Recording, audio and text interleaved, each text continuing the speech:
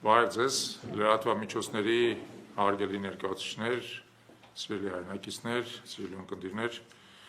այսօր ապրիլի 2-ն է և լրանում է 2016 թվականի ապրիլյան պատերազմի 9-րդ տարեդարձը, պատերազմ, որը մեծ փորձություն էր մեր ժողովրդի համար, բայց որից նաև մեր բանակը և մեր ամբողջ ժողովուրդը պատվով դուրս եկավ։ Եկեք մի պահ լռությամբ հարգենք բոլոր մեր հերոս նահատակների հիշատակը, որոնք իրենց կյանքի գնով կարողացան կանխել թշնամու առաջխաղացումը և պաշտպանել Արցախը 9 տարի առաջ։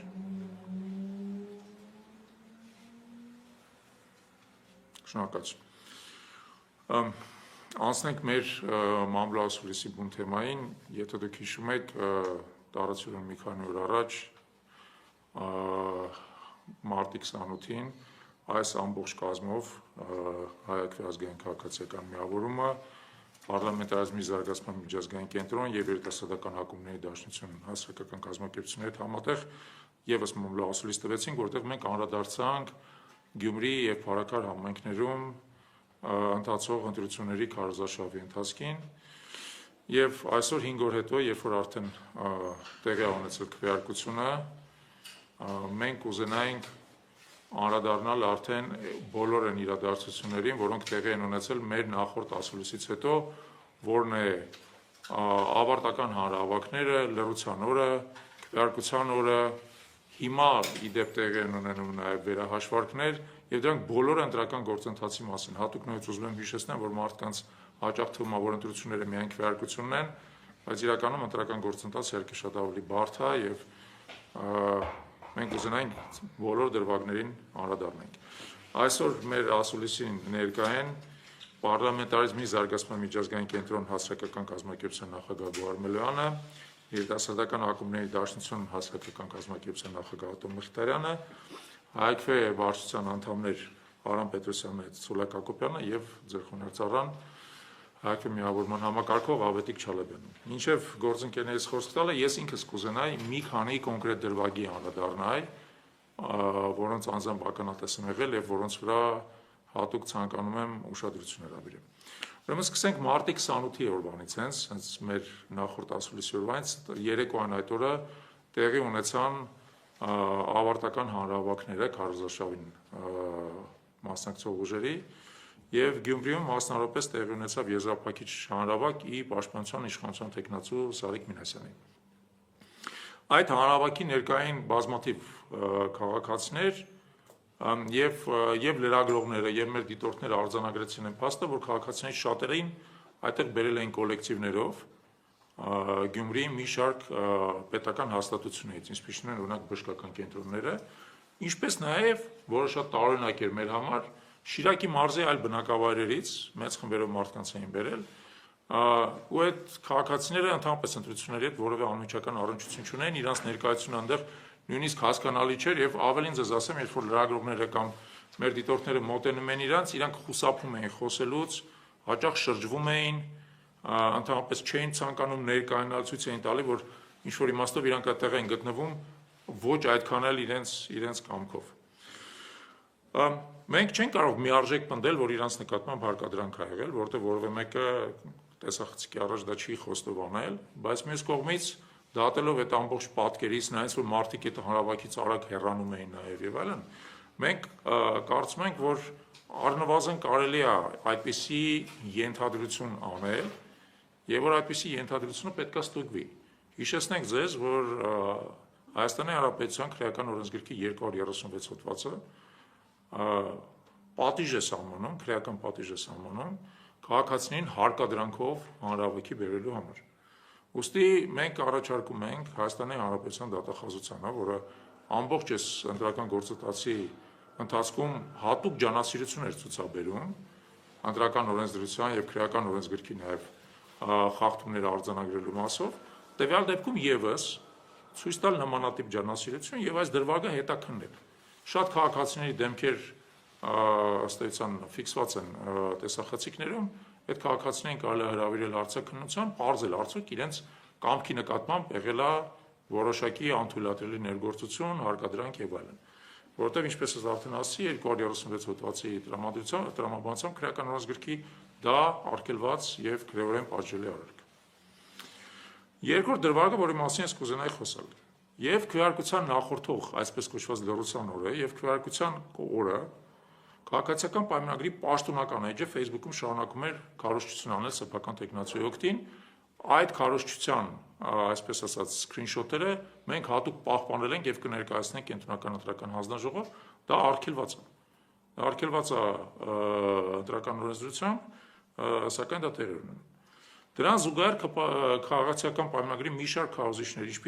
ինչպիսիք են Վիգեն Ծատրյանը, Հայկ Թորոյանը, Մեդիանյուզ եւ Civic AM կայքերը, իդենտիկ բովանդակությամբ հակաքարոզչություններ են իրականացնում մասնավորապես Գյումրիում, թե Փարաքարում եւս, բայց առաջին հերթին Գյումրիում քաղաքացիական պայմանագրի մրցակիցների նկատմամբ, որը եւս արգելված է լռության եւ քվեարկության օրը։ Հատուկ ցանկանում ենք նաեւ նշել, որ քաղաքացիական պայմանագրի падգամավոր Վահագն Ալեքսանյանը ընտրության օրը, այսինքն քվեարկության օրը, զրպարտչական հայտարարություններ արել իր պաշտոնական էջում եւ որը արտադրվել է նաեւ Civic-ում եւ Մեդիանյուզում, իդեպ ցույց տալով դրանց փոխկապակցվածությունը, զրպարտչական արտահայտություններ արել հայաքվե դիտորդական առաքելության հասցեին, կոչելով այն կեղծ դիտորդական առաքելություն, որովե կերպ դա չհիմնավորելով։ Իր բացատրությունը ընդհանրապես այն էր, որ 31-70 տեղամասում մենք կոնկրետ դրվագ ենք արձանագրել, որի դեպ վիճելի դրվագ է, որովհետև երկու կողմից էլ կարելի է դրան նայել, եւ այդ դրվագի արձանագրումը իր համար հիմք է հանդիսացել պնդելու, որ մենք կեղծ դիտորդական առաքելություն ենք, թեև մենք ըստ էության օրվա ընթացքում 98 ընտրական տեղամասում ենք աշխատել Գյումրիում եւ Փարաքարում եւ ոչ մի տեղամասից հանձնաժողովների նախագահներից, քարտուղարներից, անդամներից որևէ վերապահում մեր աշխատանքի հասցեին չի ընչել, որ մենք օրինակ խախտել ենք դիտորդի պարտավորությունները, ունեցել ենք որևէ կողմնակալություն, փորձել ենք քաղաքացիներ ուղղորդել այս կամ այն ուղղությամբ, բացարձակ որևէ վերապահում մեր աշխատանքի վերաբերած չի եղել, սակայն պարոն Ալեքսանյանը իրան թույլ է տվել այդպիսի զրպարտչական արտահայտություններ անել։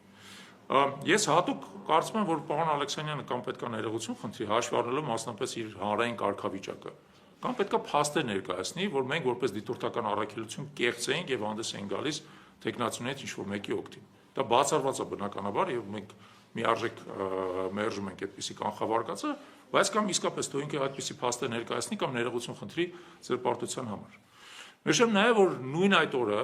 պարոն Ալեքսանյանի հետ փոխկապակցված այդ նույն երկու կայքերը նաեւ իմ հասցեին են անձնապես զրպարտչական արտահայտություններ արել, նշելով, որ ես դատապարտված եմ, դատարանով դատապարտված եմ ուսանողներին հանրավայք տանելու համար եւ այլն։ Հատուկ ուզում եմ շեշտեմ այն մարդկանց, որոնք ընդհանրապես ասած չեն հասկանում ինչա անմեղության կանխավարկածը։ Ուրեմն այդ նույն Մեդիանյուզի կողմից հրահարված, սադրված գործողությունից հետո արդեն 3 տարի անցել, օրինական ուժի մեջ մտած որևէ դատավճիռ չկա, ավելին այս ընթացքում վերաքննիչ քրեական դատարանը փաստել է, որ դատարանում ընդհանրապես փաստեր չեն ներկայացված իմ մեղքի մասին։ Ուստի հարգելով անմեղության կանխավարկածը, ես կարծում եմ, որ այդ կայքերը եւս պետք է ընդհանրապես հեռացնեն այդ հրապարակումները եւ ներողություն խնդրեն ինձանից։ Վերջապես կուզենայի անդրադառնալ եւս մեկ դրվագի, որին ես անձամբ եմ ականատես եղել, ընդ որում այդ քվեարկության օրվա զգալի մասը անցկացրել եմ հենց այդ հատվածում, դա Գյումրիի 3169 եւ 3170 ընտրատարածքներն են, որտեղ ըստ լուրերի այդ հատվածում ծնվել էր քաղաքացիական պայմանագրի տեխնացու Սարիկ Մինասյանը, որը այսպես ասած ծննդավայրն է։ Այս երկու ընտրատարածքները շատ կոնկրետ առանձնացել են ոչ միայն բարձր ընտրական մասնակցությամբ, այլև իշխանության տեխնացուի օգտին տրված անոմալ բարձր ձայնով։ Եթե Գյումրիում միջինում ստացել է 36% քաղաքացիների աջակցություն, ապա 69 ընտրատեղամասում ստացել է 57%, իսկ 70-ում 68%, որը ընդհանրապես ասած ամենաբարձր թիվն է, որևէ տեխնացուի օգտին տված է։ Այսինքն դա զուգորդվում է եւ բարձր ընտրական մասնակցությունը կոնկրետ տեխնացուի օգտին տված շատ բարձր ձայների, որը ինքնին կարող էր նորմալ լինել, եթե այդ երկու ընտրատեղամասերի շուրջը եւ նրանց ներսում օրվա ընթացքում անընդհատ խախտումների մասին բողոքներ չստացվեն, ընդ որում ոչ միայն մեր դիտորդական առաքելությունից, այլև այլ դիտորդական առաքելություններից, վստահված անձանցից, լրագրողներից, դուք էլ եք ձեզանից ոմանք եղել այդտեղ եւ կարող եք ականատես լինել, որ այդ ընտրատարածքների շուրջը օրվա ընթացքում անընդհատ կային կուտակումներ, ընդ որում հիմնականում տես մոտապես նույն տեսքի, նույն կերպ հագնված, մոտապես նույն տարիքային խմբի եւ նույն սեռային խմբի քաղաքացիների, հա։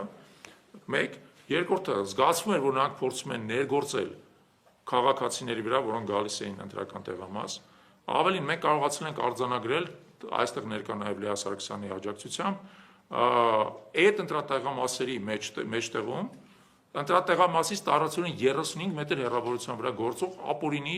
ընտրական շտաբի արկայությունը, նույն Սարիկ Մինասյանի ընտրական շտաբի արկայությունը, քանի որ ներսում իր պաստառներն էին փակցված, որոնք եւս փորձում էին քաղաքացիներին ուղղորդել, եւ երբ որ մենք փորձեցինք այդ շտաբը ներթափանցել, բնականաբար տեղի ունեցավ այն միջադեպը, որը շատերը գիտեք, երբ որ մեզ պարզապես արգելեցին ներս մտնել, թեև դա հանրային տարածք էր։ Նաև ընտրատարածքների ներսում 69 ընտրատարածքից պարբերաբար բողոքներ էին ստացվում կուտակումների մասին, որոնք անթույլատրելի են, 70 ընտրատեղամասից, որը մի քիչ ավելի ծավալուն էր իր չափերով, բողոքներ են ստացվել մի քանի անգամ բաց քվեարկության մասին, ուստի այդ բոլորը համախմբի մեջ, եթե մենք դիտում ենք, կարող ենք ենթադրություն կատարել, որ այդ կոնկրետ երկու տեղամասերում քվեարկության արդյունքները հավաստի չեն եւ չեն արտացոլում բնակչության իրական կամք, եւ մենք կոչ ենք անում կենտրոնական ընտրական հանձնաժողովին հատուկ ուսումնասիրել այդ երկու ընտրատարածքներից ստացվող բոլոր բողոքները եւ որոշում կայացնել արդյոք վավեր են ճանաչվում այդ երկու ընտրատեղամասերում տեղի ունեցած քվեարկության արդյունքները։ Այսքանով ես ավարտեմ ելույթի մասը եւ խոսքը փոխանցեմ Տիկին Մելոյանին։ Խնդրեմ։ Ողջույն հարգելիներս, երկրորդելով պարոն Շալաբյանին, նախ ընդգծեմ, որ մենք բավականին ծավալուն զեկույց ենք պատրաստում, որը կներեք տեխնիկական շփում։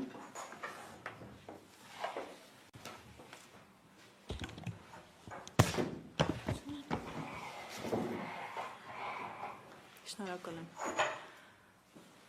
Նախ ներկայացնենք, որ մենք բավականին ծավալուն զեկույց ենք պատրաստում, որը կներկայացնենք կենտրոնական ընտրական հանձնաժողովին։ Զեկույցը բաղկացած է լինելու երկու մասից, մի հատվածում նշված են լինելու ողջ նախընտրական քարոզչության ընթացքում արձանագրված խախտումները, իսկ երկրորդ մասում հենց բուն քվեարկության օրվա խախտումները հաշվի առնելով ծավալային քանակությունը դրանց։ Ես նախ ընդգծեմ, որ այո, մեր դիտորդական առաքելության հետ կապված բավականին հանրային պաշտոնյաների կողմից նմանաբնույթ բավականին չէ, 1-2 հոգու կողմից սպառնալիքները հնչեցվել մեզ զրպարտության վիրավորանքի շրջանակներում դատական հայցեր ներկայացնելու տեսքով, ընդգծեմ, որ իմ փաստաբանական ընկերությունը բավականին հարուստ փորձ ունի այդ ուղղությամբ եւ մենք սպասում ենք նման հայցերի, որովհետեւ այդտեղ ընդհանրապես անհիմն զուտ մանիպուլատիվ բնույթի մեղադրանքներ են եւ երկրորդելով պարոն Շալաբյանին ես եւս ակնկալում եմ առնվազն ներողության հայցում հանրային կերպով, որովհետեւ իրենց խոսքն է ուղղակի զրպարտություն եւ վիրավորանք մեր անաչառ գործունեության վերաբերյալ։ Երկրորդելով թվեմ խախտումները, որը հենց բուն քվեարկության օրն ենք արձանագրել, դրանք իրենց բնույթով ըստ էության թե տեխնիկական են, թե բովանդակային, տեխնիկական խախտումները հենց լուսադեմից արձանագրեցինք, երբ ուղիղ հեռարձակումը միացվեցին տեղամասային կենտրոններից, մի շարք տեղամասային կենտրոններում, որը թվել ենք, ուղիղ հեռարձակումը այնպես էր տեղադրված, որ ողջ պրոցեսը չէր երևում, ինչի պարտավորվածությունը ընտրական օրենսգրքով եւ համապատասխան կարգով նախատեսված է, օրինակ մեծամասամբ տեխնիկական սարքերը, որով գրանցվում են քաղաքացիները, ընդգրկված չէին ուղիղ տեսակապի մեջ։ Երկրորդ տեխնիկական խնդիր հանդիսանում էր այն հանգամանքը, որ մի շարք տեղամասային կենտրոնների սենյակները այնքան փոքր չափս ունեին, քառակուսի մետրով, որ հազիվ կազմակերպվում էր օրվա ընտրական գործընթացը եւ տեղավորվում են հանձնաժողովի անդամները այդ process-ը ապահովող, ինչը եւս իր հերթին խաթարում էր բնականոն ընտրական գործընթացը։ Բովանդակային խախտումները առավել հաճախակի կրկնվող են ու կարող է առաջին հայացքից թվալ, թե դրանք եւս տեխնիկական են, բայց համակցության մեջ, մեր օրենսդրության պահանջները վերլուծելիս դրանք մի քանի օրենսդրության խախտման ներքո են հայտնվում։ Առաջինը տրցակներով տրվող քվեաթերթիկների հարցը, որին ես բազմիցս անդրադարձել եմ, քանի որ նույն 2021 թվականին ծավալային առումով առավել շատ խախտումները մենք հենց այդ հարցի շուրջ ենք արձանագրել։ Քաղաքացին, երբ մոտենում է հանձնաժողովի համապատասխան անդամին, իր առջև պետք է բոլոր ուժերի քվեաթերթիկները հավաքվեն եւ տրցակով տան։ Մի շարք տեղամասերում արձանագրեցինք, որ սկսեցին հանձնաժողովի անդամները կրկին նախապես հավաքել եւ տրամադրել։ Արդյունքում ես ունեցել եմ դեպք, որտեղ անձամբ ներկա եմ եղել, երբ քաղաքացին մտնում է քվեախցիկ եւ բարձրաձայնում է, որ իր համար ցանկալի ուժի քվեաթերթիկը չի գտնում։ Այս պարագայում հանձնաժողովը մի փոքր խառնվեց, չէր կողմնորոշվում, ես հորդորեցի եւ հուշեցի նախագահին, որպիսի քաղաքացու ձեռքի քվեաթերթիկները մարվեն, քաղաքացուն հորդորեցի, որպիսի հանկարծ չբարձրաձայնի իր համար ցանկալի ուժի քվեաթերթիկի անունը, որովհետեւ դրանով կխախտվեր գաղտնիության իրավունքը, եւ քաղաքացուն նոր քվեաթերթիկների տրցակ տրամադրվեց։ Երկրորդ տեսակի խախտում արձանագրեցի, որ հանձնաժողովի անդամը կրկին հավաքելու ընթացքում օրինակ 6 քվեաթերթիկը հակառակ ուղղությամբ էր տրամադրել եւ 9-ի տեսքով, ինչը քաղաքացիների համար 1-ից մինչև 5 թերթելուց արդյունքում անմիջապես 9 էր հայտնվում, 6-ի փոխարեն եւս հավանական շփոթմունքի տեղիք էր տալիս։ Իմ հորդորի արդյունքում հանձնաժողովի անդամը շփոթված ուղեց, հնարավոր է դա դիտավորություն չի, բայց արձանագրումներ 2-ից ավել անգամ եղել են նման միջադեպի։ Երրորդ խնդիրը քաղաքացին մտնում է քվեարկություն է իրականացնում, դուրս է գալիս, հանձնաժողովի անդամը առանց դրոշմանից չփակցնելու թողել էր, որպեսզի քաղաքացին քվեատուփ նետի քվեարկության ծրարը։ Այս դեպքում քաղաքացու ձայնը կորում է, որովհետև արդյունքում հաշվարկի ժամանակ վավեր են համարվում միայն այն քվեաթերթիկները, որոնց վրա փակցված է դրոշմանիշը, իսկ այս դեպքում մի շարք տեղամասային կենտրոններում ունեցանք իրավիճակ, այնտեղ որտեղ ես եմ գտնվել, հորդորել եմ, որպեսզի նոր տրցակ տրամադրվի քաղաքացուն եւ արձանագրություն կազմվի, որ դրոշմանիշը հանձնաժողովի անդամը չէր փակցվել, բայց ունեցել ենք տեղամասային կենտրոններ, որտեղ քաղաքացու նորից իր ընտրական իրավունքը իրականացնելու հնարավորություն չի տրվել եւ արդյունքում հանձնաժողովի անդամի սխալի փոխարեն քաղաքացին կորցրել է իր ձայնը ու կամ արտահայտությունը իրականացնելու հնարավորությունը։ Լայնամասշտաբ արձանագրումները դա տեղամասային կենտրոնների տարածքում կուտակումներն են, ընդ որում կային վերահսկող քաղաքացիներ, ինչի տեսագրությունները ունենք, ովքեր հատուկ ուղղորդումներ էին իրականացնում կազմված ցուցակներով, մեր դիտորդները ստիպված են երկուստեք թե տեղամասային կենտրոնի ներսում դիտորդություն իրականացնել, թե դրսի հատվածում, որովհետև պարբերաբար դիմում էին ոստիկանության ծառայակիցներին, որպեսզի այդ անձանց այնտեղից հեռացնեն, քանի որ հստակ օրենսդրական պահանջ կա 50 մետր շառավղով շարունակական ներկայությունը որևէ անձի բացառելու։ Իսկ այդ կանոնը մի շարք տեղամասային կենտրոններում խախտվում էր եւ խախտվում էր պարբերաբար։ Մի պահ հեռացնում են, հետո անմիջապես այդ նույն քաղաքացիները, որոնք արդեն նույնականացված էին մեր կողմից, վերադառնում են։ Բացահայտել ենք քաղաքացիական պայմանագիր կուսակցության վստահված անձանց սխեմատիկ գործունեություն ցուցակների տեսքով, կրկին ընդգծում եմ, անգամ որոշ դիտորդական առաքելություններ կարծես մեր նկատմամբ էին դիտորդություն իրականացնում, նշելով, որ դա ընդամենը տեխնիկական խնդիր է, քանի որ մարդիկ մասնակցություն են հաշվում, բայց մենք ունենք տասնյակ օրինակներ արձանագրված լուսանկարների ու տեսանյութերի տեսքով, ու այդ հաշվարկները մեր դիտորդները արձանագրել են, որ զուտ տեխնիկական չէին, տարբեր բնույթի նշումներ էին իրականացվում ոչ միայն մասնակիցների, այլև որոշ անձանց ներս մտնելու պարագայում այդ վստահված անձը հաղորդակցում էր տվյալ քաղաքացու հետ, ընդ որում անգամ արձանագրել ենք բաց ցուցակ անվանական։ Ու այդ այսինքն մեր պնդումը այն է, որ զուտ հաշվարկ չէր իրականացում, նաև վերահսկողություններ իրականացում այն քաղաքացիների նկատմամբ, ովքեր պետք է իրականացնեն քվեարկությունը։ Ամփոփելով ասեմ, արձանագրել ենք խախտման դեպքեր, երբ մայրը սահմանափական գործունակ որդու փոխարեն քվեարկել է, ինչ իրավունքը չուներ, եւ օրը ամփոփվեց նաև լուսանջատումներով մի շարք տեղամասային կենտրոններով, ինչի վերաբերյալ ահազանգեցի։ Ամփոփելով ես ողջ ընտրական գործընթացը, հենց քվեարկության օրվա խախտումները, գալիս ենք այն պնդմանը, որ դիտորդական առաքելությունը անաչառ, իրապես հանրային վերահսկողության լրջագույն գործիք է եւ մեր գործունեության արդյունավետությունը, ինչպես նաեւ մեր գործընկեր զանգվածային լրատվության միջոցների օպերատիվությունը եկան պնդելու, որ այո,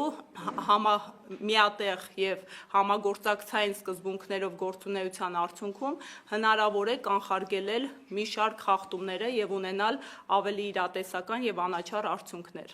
Շնորհակալ եմ։ Շնորհակալություն, Տիկին Միրան, ես խոսքը փոխանցեմ պարոն Պետրոսյանին։ Մի վարքյանոց միջում, որպեսզի մենք բարձրախոսները տեղափոխենք։ Հարցերը վերջում, եթե կարելի է։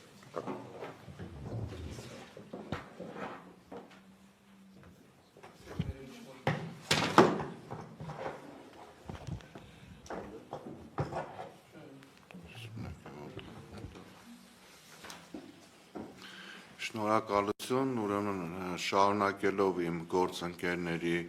ասած թերությունների մասին վերաբերյալ տեղեկացությունները, ուզում եմ ասել, որ մենք պատրաստվում ենք ներկայացնել ծավալուն գրավոր զեկույց, թե ինչպիսի խախտումներ են եղել, ուղղակի հիմա ներկայացնեմ դրանք տեսակավորված եւ օրինակներ բերեմ կոնկրետ տեղամասերից 1-2 դրվագներով, մնացածը հետագայում շատ ավելի տասնյակներով կներկայացնենք։ Մասնավորապես, ինչպես նշեց պարոն Չալաբյանը, թիվ 31, 69 եւ թիվ 31, 70 ընտրատեղամասերում եղել են շատ մեծ կուտակումներ։ Դրանց մասին մենք անպայման արձանագրության մեջ կնշենք, ուզում եմ հատուկ ընդգծել, որ տեղանքում գտնվող ոստիկանները որևիցե փորձ չեն կատարել, առնվազն մեզ հայտնի դեպքեր չկան, որ փորձել են օրինակ այդ կուտակումների հետ որոշակի գործողություններ դրսևորեն, այլ ուղղակի լոյալ կանգնած նայում են, թե ինչա կատարվում։ Ունենք խախտումներ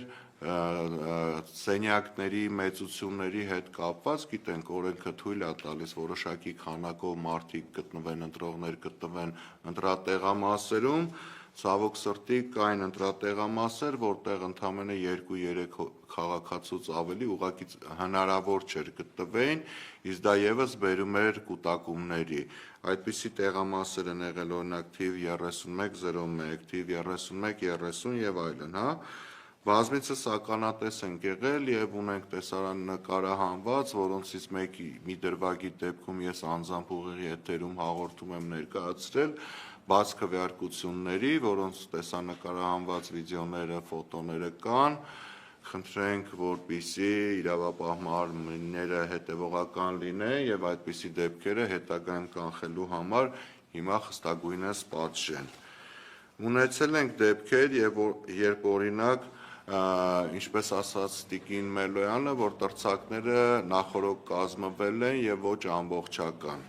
Ես դրա օրինակ կարող եմ բերել հենց 31 թիվ 3101 ընտրատեղամասը, բայց դեպքերը շատ են եղել եւ այո, ունեցել ենք դեպքեր, որը մեզ թույլ է տալիս ենթադրել, որ դրանք եւ հնարավոր է եղած լինեն ուղղակի թերի աշխատելու արդյունքում եւ ուղղորդված դիտավորությամբ, մասնավորապես այդ ընտրատեղամասը, որը ես նշեցի, երկրորդ համարի քվեաթերթիկը չէր լինում մեջը։ Կային շատ էլիթերություններ կապված պաստառների, գովազդների հետ կապված, այս պարագայում ոչ միայն առաջի համարի թեկնածուի պաստառները, այլ շատ թեկնածուների պաստառներ սահմանված վայրից, հեռավորությունից ավելի մոտ էին գտնվում, որը մենք արձանագրել ենք եւ ելի կներկայացնենք։ Եվ ելի եմ ուզում ընդգծել, որ այս դեպքում գրեթե բոլոր կամ մեծ մասի պաստառները սահմանված վայրերին շատ ավելի մոտիկ էին գտնվում։ Շատ մտահոգիչ էր, որ շատ տեղամասերում նստած էին քաղաքացիական պայմանագրի վստահված անձինք եւ հաշվարկ էին կատարում, այն տալիս է մեզ այն հետևությունը, որ օրինակ, եթե պայմանական իրենք ուզում էին հաշվարկ վարեն, թե քանի մարդ է գալիս ընտրելու, այդ դեպքում պետքա մոտավոր ստանային այն թիվը, ինչ որ օրինակ օրինակ դրոշմանիչները չկար կամ ինչքան մարդա մասնակցի, այնինչ օրինակ դրա կեսներ կամ 1/3 էին իրենք հաշվառում, ակնհայտ էր, որ իրենք գիտեն, թե այդ մտնողը ով է եւ ում օգտին է քվեարկելու։ Բացի դա, օրինակ հանձնաժողովների նախագահները շատ հաճախ ստանում էին զանգեր, որը մեր դիտորդները մեզ փոխանցել են, թե ովքեր են այս սևազգեստ, մեր հայաքվեի տարբերանշանով մարդիկ, անուն-ազգանուններն էին ճշտում, կամ ասենք, չգիտեմ, հաճախելիության մասին էին տվյալներ վերցնում եւ այլն։ Ունենք նաեւ դեպքեր, երբ որ մեքենաներով մարդկանց ուղղորդում են եւ եթե բնական է, որ մի մեքենան օրվա ընթացքում ասենք 1 կամ 2 անգամ է գալի, օրինակ եթե ես եկել եմ քվեարկել եմ, հետո իմ մորս կամ ընտանիքից մեկ այլ անդամի եմ վերել, դա իհարկե տարբերվում է, բայց եթե մեքենան կես ժամը 1 կամ մի ժամը 1 պարբերականությամբ օրվա ընթացքում 10-20 անգամ մոտենում են դրա տեղամասին, հետեւաբար մենք կարող ենք մեզ թույլ տալ ենթադրել, որ դրանք ուղղորդված մարդիկ են եւ երևի նաեւ ճնշումների ենթարկված, թող իրապահ մարմինները ուսումնասիրեն այդ դեպքերը, մենք որոշ դեպքերում նաև մեքենաների տվյալները հրապարակել ենք, թող ուսումնասիրեն, պարզեն, թե ինչպիսի հանգամանքներում ա եղել, որ նույն մեքենային, նույն ընտրատեղամասին օրվա ընթացքում բազմիցս մոտեցել է։ Շնորհակալություն։ Շնորհակալություն, պարոն Պետրոսյան, ես խոսքը փոխանցեմ Ատոմ Մխիթարյանին։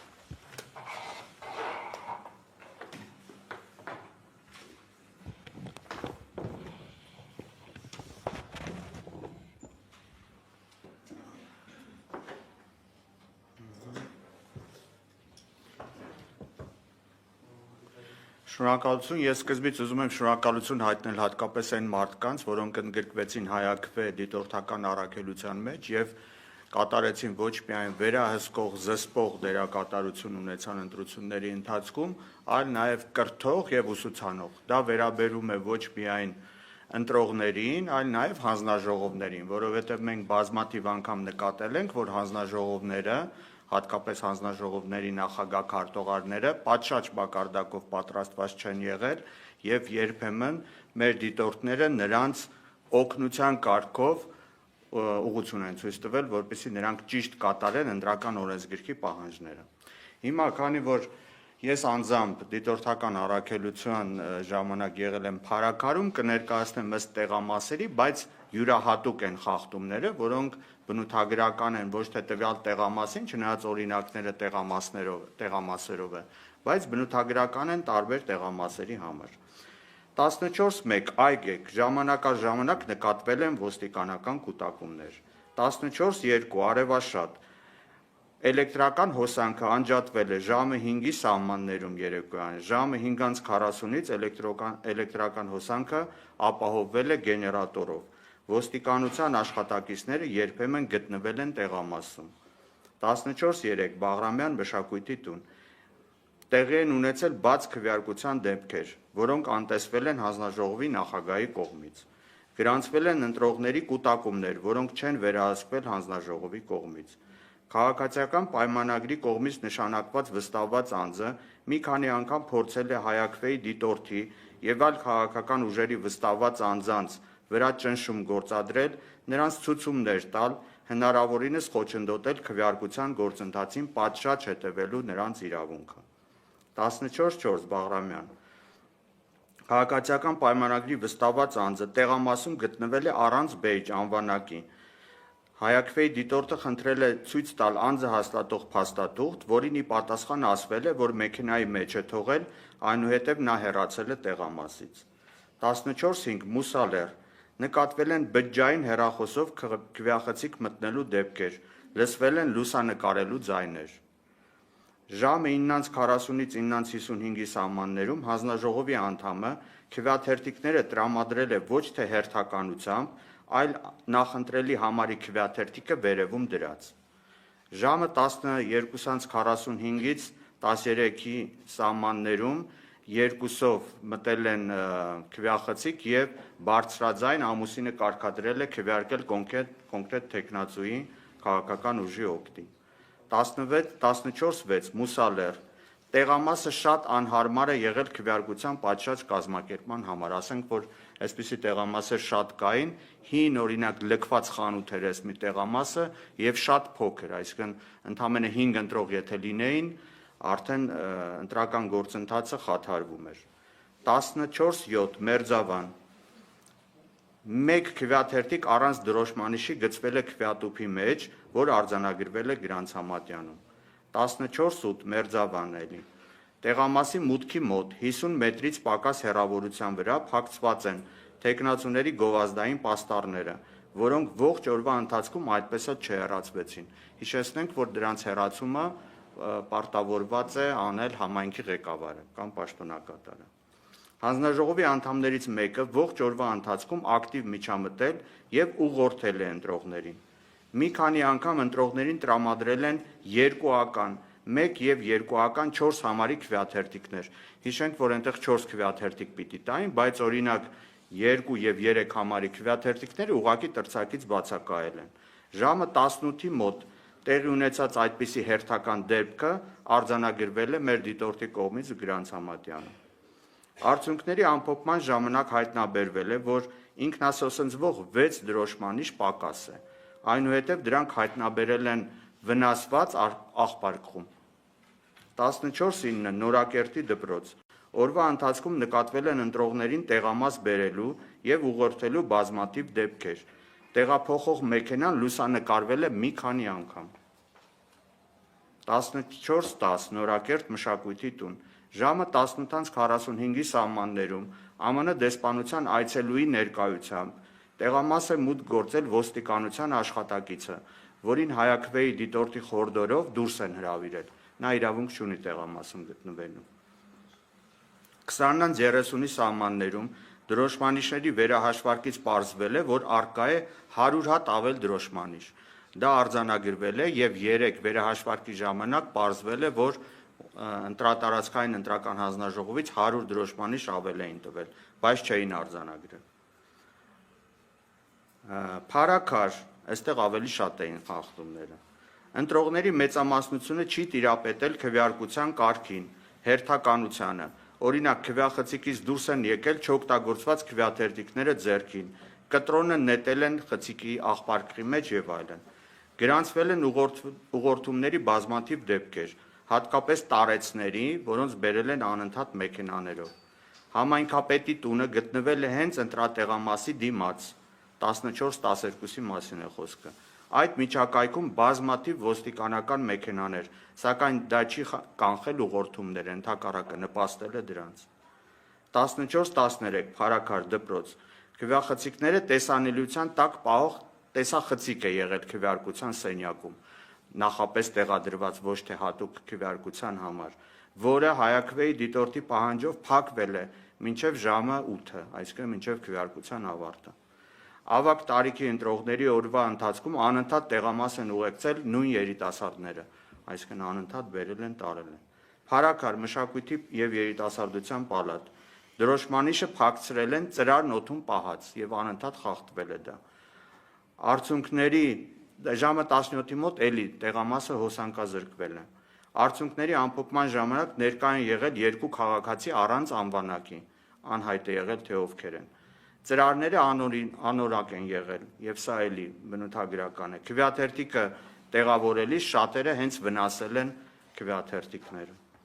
Թայրով, Պարտեզ,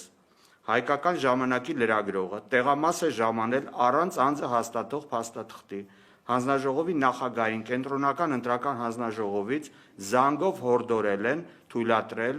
որպեսզի նա ներկա գտնվի տեղամասում։ 14-16 Թայրով դպրոց։ Վնասված 2 քվեաթերթիկը, այսինքն ծրարի մեջ տեղադրելուց, հանձնաժողովի որոշմամբ որոշել են, որ պետք է հաշվեն որպես վավեր։ Եվ այդպիսի բազմաթիվ դեպքեր։ Շնորհակալություն։ Մանկացում։ Եվ վերջապես խոսքը փոխանցենք պարոն Հակոբյանին եւ հետո կանխենք։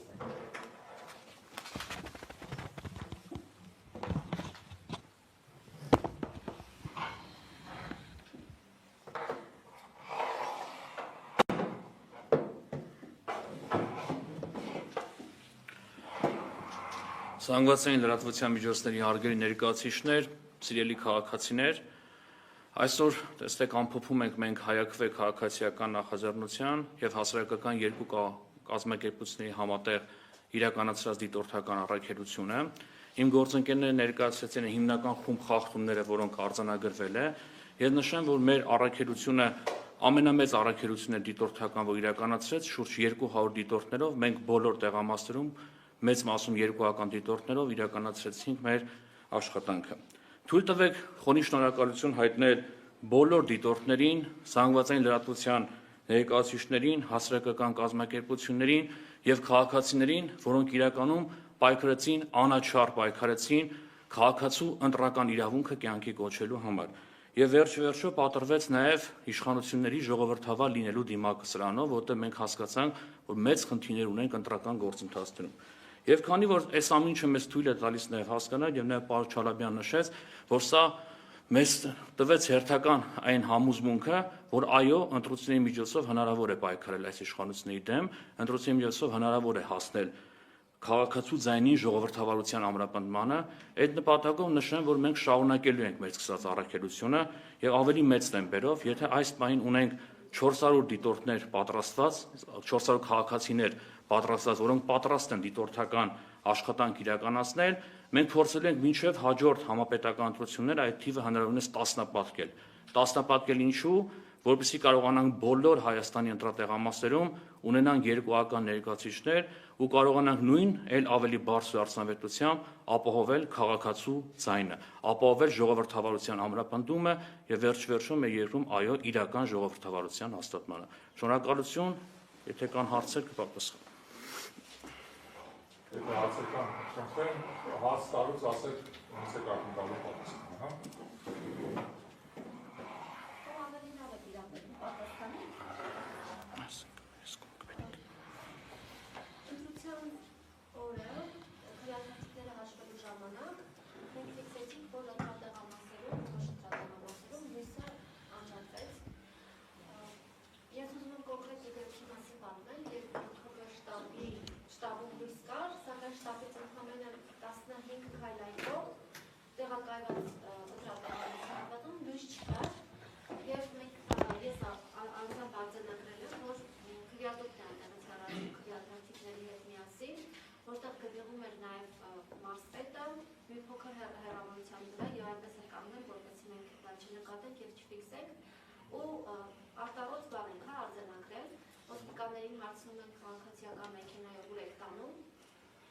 Խոճապահար ասում են, որ մեր մեքենայով չեք տանում, այլ հատուկ մեքենայով, եւ գալիս է հանձնաժողովի նախագահը ասում է, որ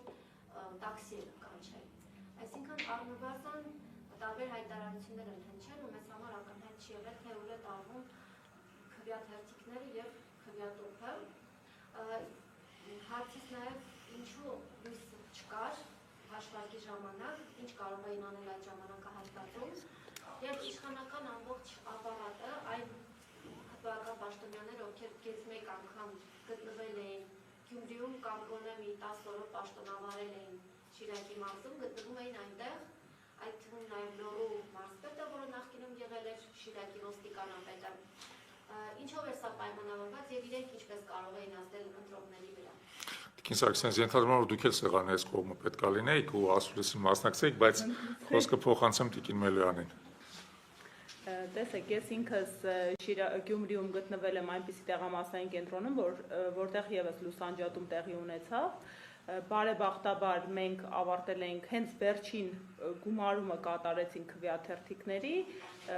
միանգամից լուսանջատում տեղի ունեցավ ու իհարկե կարող էր այնպիսի իրավիճակ լինել, երբ կիսով չափ դեռ քվեարկության ընթացքում լինենք։ Հարցին, թե ինչ կարող էին անել, երբ լուսանջատումներ են տեղի ունենում։ Եվ օրինակ ինչու ես բավականին հախուռն արձագանքեցի լուսանջատման հանգամանքին, որովհետև 21 թվականին ընտրությունների ժամանակ, երբ մենք չունենք ներկայացվածություն մարզային մի շարք տեղամասային կենտրոններում, այդ ժամանակ ես բազմաթիվ քաղաքացիներից ահազանգեր եմ ստացել լուսանջատումների վերաբերյալ եւ ինքս Երևան քաղաքում անձամբ արձանագրել եմ խախտում, երբ հաշվարկի ժամանակ բացականչել են մի ուժի համար, հետո մեկ այլ ուժի տրցակի մեջ, վերահաշվարկի պահանջի բարագամ, երբ հաշվել ենք նայելով, դիտարկելով, մեկ այլ ուժի քվեաթերթիկներ են գտնվել։ Այսինքն, երբ լուսանջատում է տեղի ունենում, այն էլ այն հանգամանքում, երբ այդ տեղամասային կենտրոնում չկա ընդդիմադիր ուժերի ներկայացուցիչներ, որովհետև իմ մոտ հասկանալի ուժից էր, հա, այդ տեղափոխումը եղել քվեաթերթիկների, հնարավոր են սեղանին դասավորված քվեաթերթիկների տեղափոխումներ տարբեր ուժերի ցանկին ու հաշվարկի փոփոխություն, այսինքն եթե մարդիկ ուշադիր չեղան, վերջում հաշվում են թիվ են արձանագրում եւ չեն նկատում, որ այդ տրցակի մեջ այլ ուժի համար էլ առկա է։ Դա մեկ, երկրորդը մենք անպայման կստուգենք այն դուք շատ կարևոր արձանագրում եք կատարել, կփորձենք տեղորոշել թե համարով որ տեղամասային կենտրոնն է դա եղել։ Հիմա արձանագրեցիք, տեսեք, մենք վերահսկողության մեխանիզմ ունենք, այդ օրը տեղամասային կենտրոնում հաշվարկը որ տեղի ունեցել, մենք մեր բոլոր 82 տեղամասային կենտրոնների արձանագրումներ ունենք, դիտորդներ են ներկա եղել եւ նկարել են արձանագրությունը։ Մենք հիմա կվերհանենք այդ տեղամասային կենտրոնի արձանագրության թվերը եւ կհամեմատենք կենտրոնական ընտրական հանձնաժողովի կողմից տրամադրված թվերի հետ։ Ընդհանրապես իրապես մենք որոշում ունենք ու պատրաստում ենք բոլոր տեղամասային կենտրոնների թվերը համեմատել կենտրոնական ընտրական հանձնաժողովի կողմից տրամադրված թվերի հետ, որովհետև վերջնական արձանագրումները հաշվարկի առանձին ունենք մինչև ԿԸՀ տրամադրելը։ Ես ընդամենը հավելեմ, որ իրականում այդ վերլուծությունը արդեն արված է եւ արձանագրությունները համընկնում են կենտրոնական ընտրական հանձնաժողովի տրամադրած թվերին, չնայած սկզբում որոշակի անճշտություններ կային, մենք սկսեցինք դրանք ստուգել եւ վերջում համապատասխանության են բերվել, բայց 31-41-ի դեպքում մենք որևէ արտարոց բան ինքներս հենց արդյունքների մեջ չենք տեսել, բայց հա, գուցե, այսինքն արդյունքների մեջ չկա որևէ հատուկ արտարոց բան, բայց մենք մեր դիտորդների հետ եւս մեկ անգամ այդ հարցը կբարձրացնենք, որ հասկանանք իրականում ինչ է տեղի ունեցել եւ կար արդյոք հավանականություն, որ ընտրության քվեարկության արդյունքների վրա ապօրինի ազդեցություն գործված լինի դրա միջոցով։ Լավ, շնորհակալություն։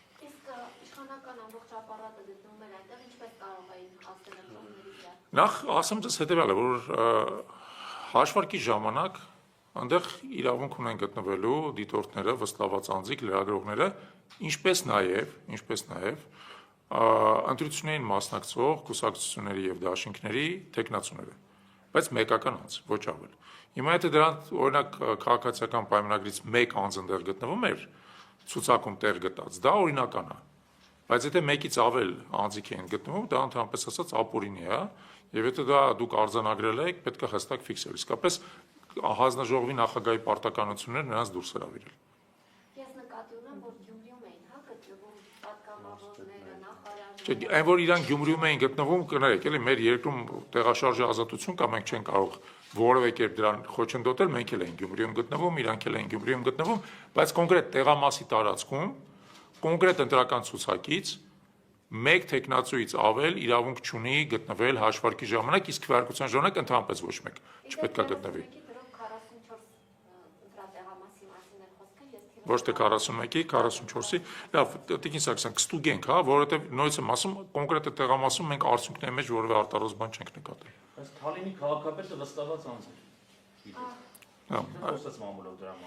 Այսինքն իրանք իրավունք ունեն, բայց նույնիսկ եմ ասում, ամեն քաղաքական ուժից, որը մասնակցում է ընտրությունների, մեկ վստահված անձ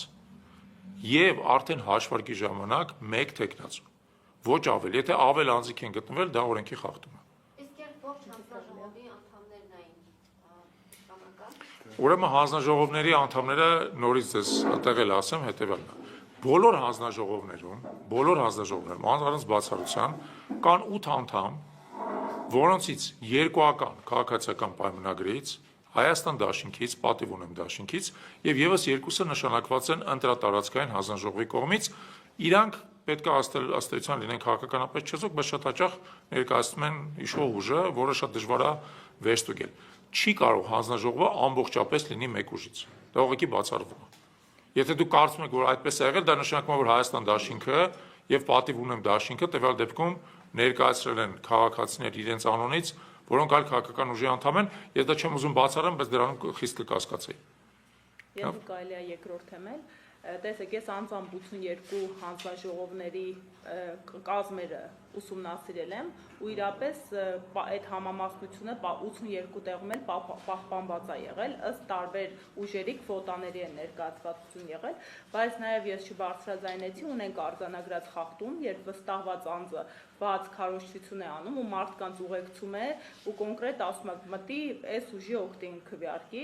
այս դեպքերը, քանի որ ինչպես նշվեց նաև արձանագրվել է պաշտոնատար անձանց կողմից վստահված անձի կարգավիճակ, մենք եւս արձանագրել ենք եւ բնականաբար եւս ընտրախախտում են եւ պահանջել է մեր դիտորդը, որպեսզի տվյալ վստահված անձին հեռացվեն այդ խախտման հիմքով տեղամասային կենտրոնից։ Ինքը հեռացվել է տվյալ կենտրոնից, բայց հայտնի չի արդյոք գնացել մեկ այլ տեղամասային կենտրոնում, որպես վստահված անձ գրանցվել է ու շարունակել է նմանաբնույթ գործունեություն ծավալել։ Նաեւ ասեմ, ես ինքս ինչով է այդ վարչական ռեսուրսի միջամտությունը վտանգավոր, մենք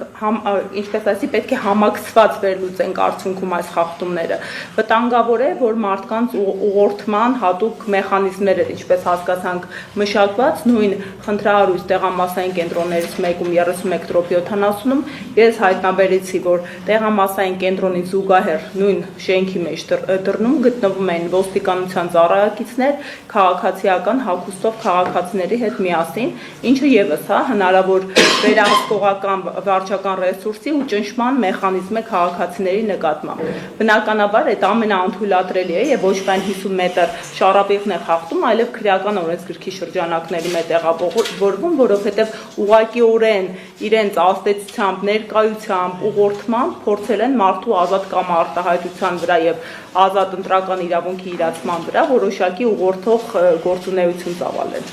Եթե կարելի է 3105 ընտրատեղամասում քաղաքացիից մեկը ասի, որ դուրս է կանգնած քաղաքացիից մեկը ազգային անվտանգության աշխատակից է։ Այս քաղաքացիներն են հայտնել դրա մասին։ Դե օրենքով նախատեսված չի։ Լավ, այլ հարցեր խնդրեմ։ Ընտրությունների օրը Սիմոն Հովհաննիսյանը Արմենիա, իսկ ընտրությունների օրը ձերբակալությունների մասին չկասել, որովհետև ամրագրումներ ստացած կանանց մասին, մեկի գործը միջի հիմնականիվում է։ Դե միջնորդությունը մերժվեց հենց այդ ասեմ։ Հա, ես անկեղծ ասած հետևեցի, որովհետև եթե այստեղ չլինեի ֆիզիկապես, դատանի արժև կլինեի, դա երկու հարթությունում ենք դիտարկում, մեկը բարոյական, մյուսը իրավական, նաև երրորդ հարթությունը կա, ինչու ոչ նաև քաղաքական, որովհետև ակնհայտ է, որ իրավապահ մարմինները այս ողջ ընտրական գործընթացի ընթացքում առաջին անգամ չէ, որ այսպիսի միջամտություն են, ծայրահեղ միջամտություն են ունենում, երկրորդ